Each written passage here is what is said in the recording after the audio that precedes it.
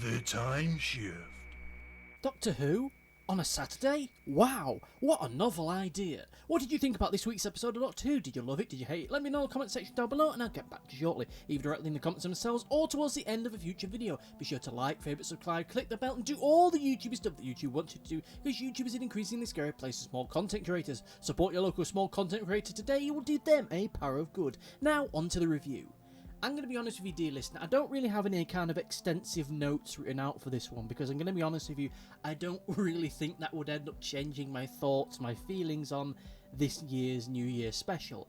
I think my opinions on it are perfectly set in stone, and I don't need to waste any more time just trying to commit them to some kind of greater plan, because at the end of the day, I have to say that Eve of the Daleks was actually a really brilliant festive special. I mean, even just when you cut out any kind of festive links to it, any kind of New Year's topicality, it was just a damn fine episode of Doctor Who. One that I think is probably one of the strongest ones that Chris Chibnall has ever written, and is proof positive, I feel, that when there's less bullshit and stupid stuff to get out the way, you know, it makes for better episodes. We're not having to deal with the Flux or the Timeless Child. We're not having to give moments for Ryan and Graham to have their interpersonal character moments. It's just more or less all fun, all action, all exciting times, and it all works out for an episode which I think is honestly rather fantastic. Yeah, I do think that there's some elements of it that don't quite hang together, some elements that I don't think really work all that well, but if we look at it as a whole entity, I think that at the end of the day, this is probably the best of the three New Year's specials that Chris Chibnall has done. Granted, given the quality therein, that might feel like damning with faint praise, but I feel that certainly this is the one that gets the tone right. The previous two New Year's specials, whilst I think that they are largely fine for what they are, I think that at the end of the day, they lacked a certain element of adventure and a certain spark to them that this one really does nail. And I think that at the end of the day, that's what you want for, well, Doctor Who in general. You want a little bit more spark to it, you want a bit more dynamism to it, you want a sense of adventure to it. And yes, this is an episode which is almost entirely set in a storage unit, but it uses its location well and the main core aspect of the time loop to actually create an adventure which is far grander than the location itself grants us. I will be honest, I think that it had a bit of a slow draw into it. All the pre-title stuff with our two characters for this episode, the dialogue there wasn't quite, I think, as sharp as it really needed to be, but it was fun for what it was. I'm looking at my notes and it just kind of feels like, you know, that entire opening bit with them talking and, oh, what's happened on New Year's. It was fine for what it was, but it felt like something from a totally different programme. Almost like this is just the offcuts of some idea that Chris Chibnall had for a sitcom set in a storage unit centre, and this is as best as we've got, and then we just kind of go with it.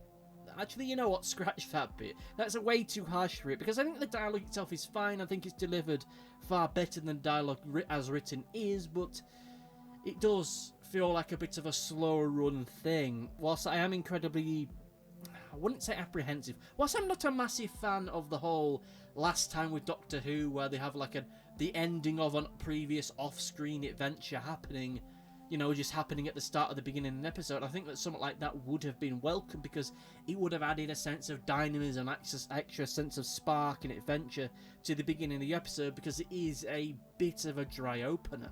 Not a cold opener, but a dry one, and I understand why it is the way that it is. It's helping to endear us to the characters, making them feel a little bit more human than I think that certain other supporting characters in Doctor Who can have a habit of being. But at the end of the day, I'm just thinking about what some kids are going to be thinking while they're watching it. You know, they want the Doctor, they want explosions, they want ray guns, they want the Daleks, and here's these two characters just kind of mulling about in a self-storage centre.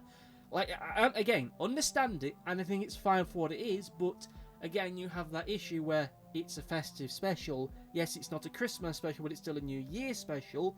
It's on a Saturday, so I think that's a lot more convenient than I think a lot of families have had in quite some time with the Chris Chibnall era. And yet the dialogue, whilst it isn't so dry that it's unbearable, you just like there thinking to yourself, all right, when are the Daleks going to get here? Where are the Daleks going to get here? When's the mystery scout going to unfold in itself? When's that coming along? And when it does come along, as I've said previously, I think that it's fantastic. I think the idea of it was itself is not original. I mean, if I'm looking back earlier this year, I remember seeing an episode of Agents of S.H.I.E.L.D. that had a similar kind of idea to it. And as is referenced within the episode itself, yes, this is basically the Groundhog Day idea, but with Daleks and Doctor Who in it. And I think that as far as that kind of concept goes, this is an episode that does it fine. Yes, as I always said, as is always the case, there are directions that you could take in it which are a bit more dark, a bit more serious, a bit more explosive, a little more crazy, but for what is ultimately a 45-minute science fiction program that's happening on a Saturday evening, I think that it does the job well. And I think that at the end of the day, given the quality of the previous season, or at least my feelings as regards its quality, I think that this was the best possible direction to take. To have an episode which itself is largely light, fun, adventurous, an episode that you don't need to be thinking about 20 other plot lines where you're not having to jump away to some other character and seeing what they're doing in some other part of the universe for their storyline to not matter one jot in the overall storyline. It doesn't have to be a part of the Timeless Child, the Flux stuff, or any other storylines that may be bubbling along in the background. It's a nice, self-contained episode. Of course, there are some elements that link to other stuff, like the Yaz's feelings towards the Doctor are now finally starting to come to the fore. It's now starting to be reflected upon in a bit more of a tangible and immediate way, rather than just being this kind of hinted at thing for the fans. I like the fact it's going somewhere now, even though it is feeling like it's setting up for some kind of bittersweet revelation that we'll end up getting in the final couple of episodes of the specials later on this year. Again, just looking at my notes, I like the fact that there are consequences for what happened in the previous Doctor Who episode. Because I know a lot of people were saying about, oh, well, you know, the Doctor kills all these millions of Daleks and Sam, what's the consequence of that? She just gets away with it. I thought she was supposed to be a pacifist. Guess she's not. Chris Chimble's ruining a thing. And guess what? Here's the consequences of it. She's being hunted down by the Daleks for doing it. Ta-da! There's your consequences. It wasn't immediate. It was something that was bubbling along for a little bit a while longer. And here it is. And chances are other elements that weren't quite finished off in the previous story out, the previous season, will probably be done in the next few episodes of the specials that are coming along further down the road. Hopefully, because I still think there's a few dangling plot threads, whilst they are cute to, you know, for other writers to go to work with. I want to know what's happening with the Master and those Time Lord Cybermen. I want to know what if there's any kind of knock-on effect from the Flux stuff, or if there's going to be any kind of universal reboot or multiverse stuff.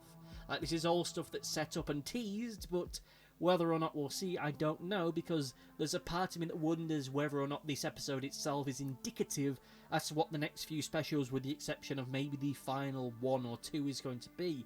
Where they're just going to be these rather short, enjoyable little adventures that aren't really connected to the wider plot, with the exception of some character stuff, and probably the focus for the next few episodes is going to be about Yaz finally expressing her love for the Doctor, which is arguably something that we probably should have had a while back, but, you know, we're getting there finally. Though with that said, you know, when would there have been the time for it? The past season was just focused around the Flux stuff and the 21 other characters that we had to deal with and explore and do stuff with to try and make something grander out of something that didn't need to be as grand as it was. And prior to that, she was sharing screen time with Ryan and Graham, and just about every other scene I don't see them in just feels like even more of a great thing. I don't want it to sound as though I'm wanting to bash on either actor, but my god, the show just feels a lot more fresher now, and I'm kind of reluctant to actually go back to re-watch last year's New Year's special, because the show just feels so much different without having to deal with all the baggage and the luggage of whatever the hell was happening with Ryan and Graham at that moment. And that's a whole... I know this is a discussion for all of the time, and we are starting to get to the hub end of this particular review, but not having them in it makes the episodes themselves feel a lot more alive than they have done in quite some time in the entire Chibnall run.